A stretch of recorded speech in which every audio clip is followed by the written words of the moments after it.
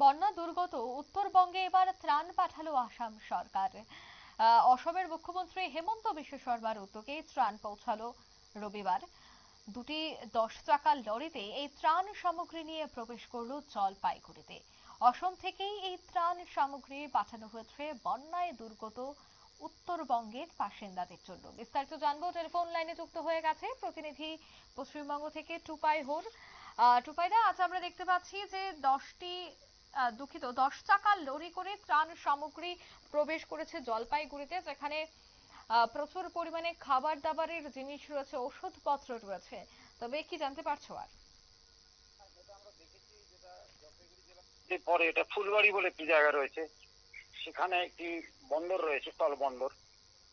সেখানে কিন্তু আসাম সরকারের এই ফেস্টুন লাগানো ত্রাণ সামগ্রী, এবং সেখানে অসমীয়া যে ভাষা সেখানে সেটা লেখাও আছে যে উত্তরবঙ্গে বন্যা দুর্গত মানুষদের জন্য ত্রাণ সামগ্রী।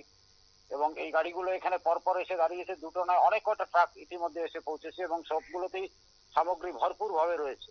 এবং এটা আসাম সরকারের পক্ষ থেকে এসেছে, এটা বোঝা যাচ্ছে সামনের যে ফেস্টুন ব্যানারটা লাগানো রয়েছে।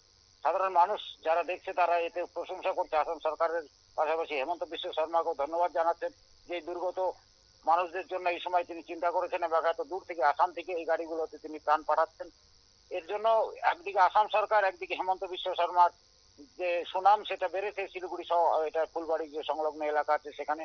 এবং আশা করা যাচ্ছে পশ্চিমবঙ্গ সরকার এই ত্রাণগুলো গ্রহণ করে তাদের নির্দিষ্ট যে পরিকাঠামো মধ্যে দিয়ে ত্রাণ বিতরণ চলছে ইতিমধ্যেই, তার মধ্যে এই ত্রাণ সামগ্রীগুলো পৌঁছে যাবে এবং সেখানে মানুষ আরো কিছুটা উপকৃত হবে। ধন্যবাদ। অর্থাৎ ত্রাণ সামগ্রী পৌঁছে গেছে, আর তাতেই কিন্তু আসাম সরকার এবং হেমন্ত বিশ্ব শর্মার জয় জয়কার হচ্ছে, কারণ বর্তমানে পরিস্থিতি এখনো স্বাভাবিক হয়নি। এখনো সেখানে মানুষজন বাড়িতে পৌঁছাতে পারেনি, বহু মানুষের বাড়িঘর ভেঙে পড়েছে, বহু রাস্তাঘাট ভেঙে পড়েছে, কারোর কর্মসংস্থানে আর যাওয়া হচ্ছে না।